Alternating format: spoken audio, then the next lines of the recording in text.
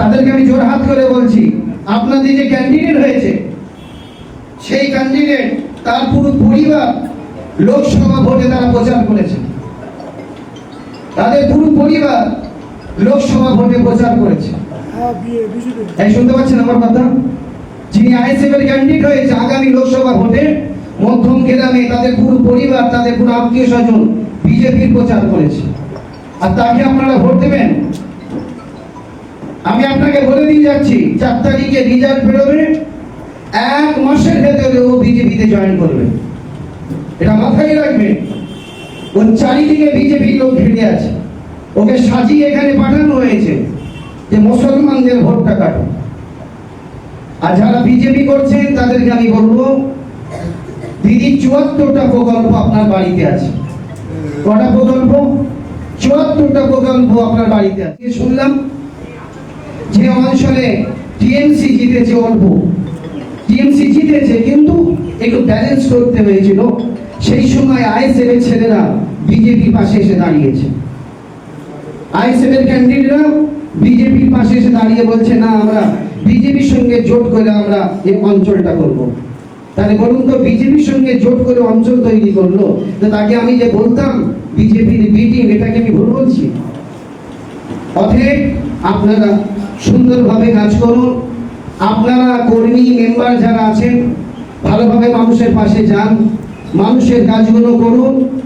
4 তারিখের পরে কত খিচুড়ি খাবেন, কত বিরিয়ানি খাবেন, সব আপনাদের বুথের মেম্বাররা আপনাদেরকে খাইয়ে দিবে, বসে খাওয়াবে। আগে দিদিকে বিধানসভায় গেটের কাছে পৌঁছে দিন, সব কাজ আমরা ঠিক মতো আমরা করতে পারবো। দর্শক শুনলেন, তিনি ফুরফুরা শরীফের পীরজাদা কাশেম সিদ্দিকী, যিনি এক সময় বলেছিলেন তৃণমূল যারা করে এদের জানাজা পড়ানো চলবে না, এদের মাটি দেওয়া চলবে না, এদের নবান্নতে টেনে টেনে ফেলে দিতে হবে। দর্শক, আইএসএফ এর যিনি ক্যান্ডিডেট রয়েছেন, যিনি ভোটে লড়ছেন আমডাঙ্গা থেকে, কাশেম সিদ্দিকীর এগেনস্ট যিনি লড়াই করছেন, খুবই সুন্দর লড়াই করছেন, বিশ্বজিৎ মাইতি, নওশাদ সিদ্দিকীর যিনি ক্যান্ডিডেট, আইএসএফ এর ক্যান্ডিডেট। তো তার বিরুদ্ধে সব অনেক কথা বললেন, লোকসভা ভোটে নাকি তার পরিবার সব বিজেপির প্রচার করেছে, তারপরে যখন হেরে যাবে আমডাঙ্গা থেকে তখন নাকি সব বিজেপিতে জয়েন করবে। মানে আসলে পীর যারা, তো আসলে ওনাদের অন্য চোখে ওনারা দেখছে, পীর সাহেব অন্য চোখে দেখছে। মানে আগেতে বলে দিল কি হয়ে যাবে, বিশ্বজিৎ মাইতিরা তারা বিজেপিতে জয়েন করবে। তো বেসিক্যালি আমডাঙ্গাতে ভোট চাওয়ার কোনো কৌশল কাশেম সিদ্দিকীর নেই। আবার বলছিলেন 74টা প্রকল্প মমতা ব্যানার্জি। আপনারা ভোট চাইছেন কেন? 74টা প্রকল্প দেখে তো মানুষ আপনাদেরকে ভোট দেবে। বাট আপনারা প্রকল্প দিয়ে মানুষকে তো এইভাবে রেখেছেন হাতা কাটা দিয়ে, বাট ভোট চাওয়ার কোনো প্রশ্ন নেই। তো মিথ্যা বদনাম আবার দেখাচ্ছিল, একটা ফোন নিয়ে দেখাচ্ছে, এই দেখো কি লেখা রয়েছে, ভালোভাবে দেখা যাচ্ছে না, দেখছেন যে এই নাকি বিশ্বজিৎ মাইতির পরিবার প্রচার করেছে। আদবি কাশেম সিদ্দিকী জানে কি লেখা রয়েছে, আমরা তো ভালো করে দেখাইনি, আমরা তো দেখতেও পাইনি। তো যখন রাজনৈতিক ভাবে আইএসএফ এর সঙ্গে পেরে উঠছে না, তখন নানানটা মন্তব্য তিনি করছেন। বিজেপির বি টিম, নওশাদ সিদ্দিকীর দল বা নওশাদ সিদ্দিকীরা বিজেপির বি টিম, বুঝতে পারছেন? এই কাশেম সিদ্দিকী একসময় তৃণমূলের বিরুদ্ধে গর্জন দিয়ে উঠেছিল, তৃণমূল নাকি চোর, উপর থেকে মাথা পর্যন্ত নিচে পর্যন্ত সব চোর নাকি। তো এখন আবার কমসা ভালো হয়ে গেল, কাশেম সিদ্দিকীরা বলতে পারবে। হয়তো ফুরফুরাতে গিয়ে হয়তো সব কি বলে সব টুক সব নিয়ে এসছেন তৃণমূল কংগ্রেসের, তাই এখন ভালো হয়ে গিয়েছে। আমরা বলছি রাজনৈতিক ভাবে লড়াই হোক না, রাজনীতির ময়দানে লড়াই হোক, ভোট আপনারা চান, আপনাদের প্রকল্প দিয়ে ভোট চান, কিন্তু মানুষের নামে মিথ্যা অভিযোগ এলিগেশন লেগিয়ে ভোট চাওয়াটা সুবিধাজনক মনে হচ্ছে না। আপনার তো ভাই, আপনার তো মানে চাচার ছেলে, আপনার তো আপন ভাই, কাকার ছেলে, তাদের বিরুদ্ধে এমন মন্তব্য করতে আপনার খারাপ লাগেনি? কাশেম সিদ্দিকী একটু আপনাদের খারাপ লাগেনি? আপনার তো ভাই নওশাদ সিদ্দিকী কোনোদিন তো আপনার বিরুদ্ধে এগেইনস্টে মিথ্যা প্রচার করেনি, তাহলে আপনার দল চয়নের ক্ষেত্রে হয়তো ভুল হয়েছে। আপনি ভোটের জন্য আপনি এরকম মিথ্যা কথাও বলে দিলেন।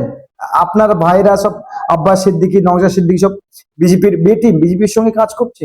একটু অন্তর কাঁপলো না আপনার, যে আপনি কি কথা বলছেন? আপনি বুঝতে পারছেন তো, নাকি অন্ধ হয়ে গেছেন? নিশ্চয়ই অন্ধ হননি, আপনার চোখ দুটি রয়েছে, দেখছিলাম দুটি চোখ জল করছে।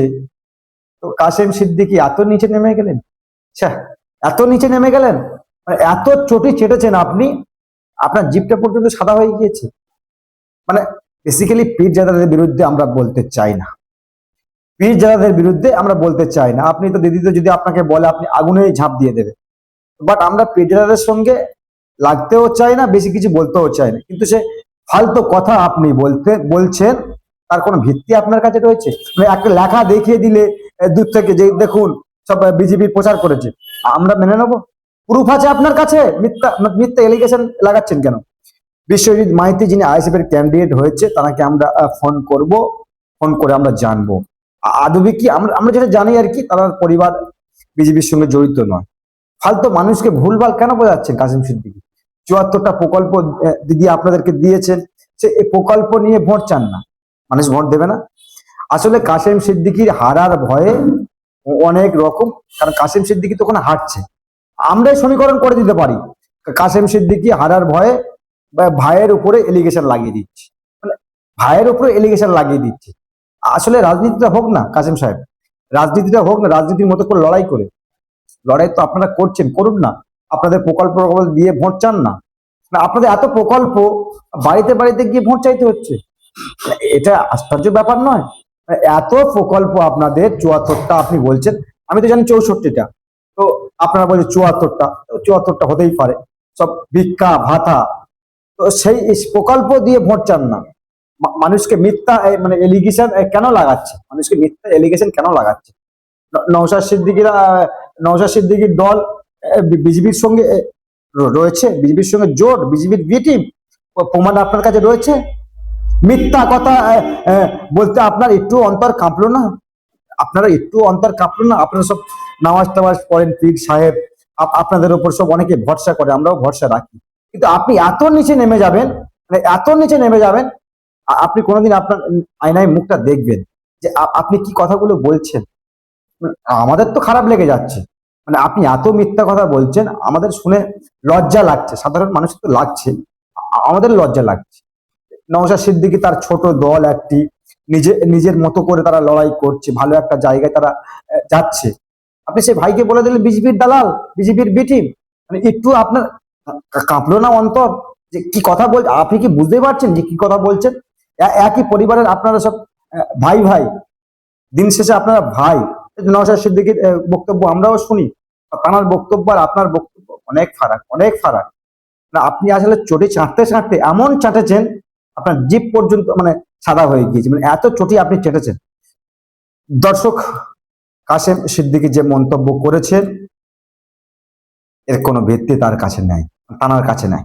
যদিও তিনি স্বপ্ন দেখছেন এমএলএ হবে, স্বপ্ন দেখছে লালবাতি গাড়ি চড়ে ঘুরবে, আদবে কি সেই স্বপ্ন পূরণ হবে? নজর আমরা রাখবো, আপনারাও নজর রাখুন ইনসাফ টিভিতে, কারণ আপনার কণ্ঠ, আপনাদের কণ্ঠ আমরা কাজ, যেটা বলার বলবেন, আর নজর রাখবেন আমাদের চ্যানেল।